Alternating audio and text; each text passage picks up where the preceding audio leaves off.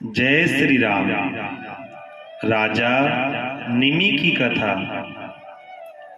श्री रामचंद्र जी बोले, हे लक्ष्मण, अब मैं तुम्हें शाप से संबंधित एक अन्य कथा सुनाता हूँ। हमारे ही पूर्वजों में निमि नामक एक प्रतापी राजा थे। वे महात्मा इक्ष्वाकु के 12वें पुत्र थे। उन्होंने वेजयंत नामक एक नगर बसाया था।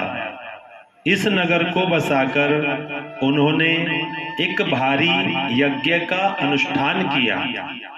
यज्ञ संपन्न करने के लिए महर्षि वशिष्ठ, अत्रि, अंगिरा तथा भृगु को आमंत्रित किया, किंतु वशिष्ठ का एक यज्ञ के लिए देवराज इंद्र ने पहले ही वर्ण कर लिया था। इसीलिए वे निमि से प्रतीक्षा करने के लिए कहकर इंद्र को यज्ञ कराने चले गए।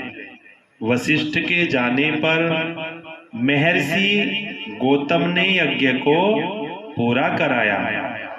वशिष्ठ ने लौटकर जब देखा कि गौतम यज्ञ को पूरा करा रहे हैं, तो उन्होंने क्रुद्ध होकर निमि से मिलने की इच्छा प्रकट की।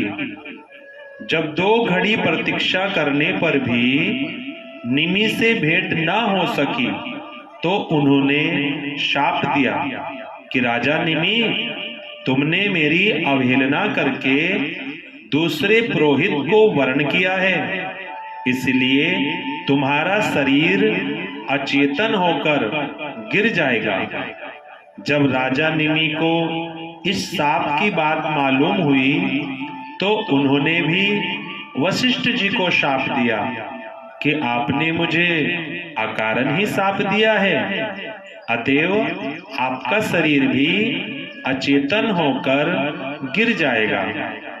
इस प्रकार शापों के कारण दोनों ही विदेह हो गए। यह सुनकर लक्ष्मण बोले, रघुकुल भूषण, फिर इन दोनों को नया शरीर कैसे मिला? लक्ष्मण का प्रश्न सुनकर राघव बोले, पहले तो वे दोनों वायु रूप हो गए। वशिष्ठ ने ब्रह्मा जी से देह दिलाने की प्रार्थना की, तो उन्होंने कहा कि तुम मित्र और वरुण के छोड़े हुए वीर्य में प्रविष्ट हो जाओ। इससे तुम अयोनिज रूप से उत्पन्न होकर मेरे पुत्र बन जाओगे।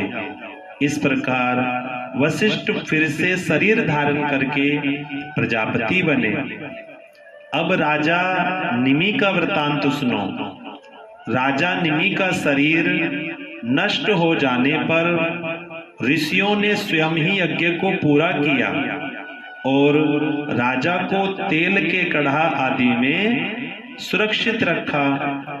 यज्ञ कार्यों से निर्वित होकर महर्षि भृगु ने राजा निमि की आत्मा से पूछा कि तुम्हारे जीव चैतन्य को कहाँ स्थापित किया जाए?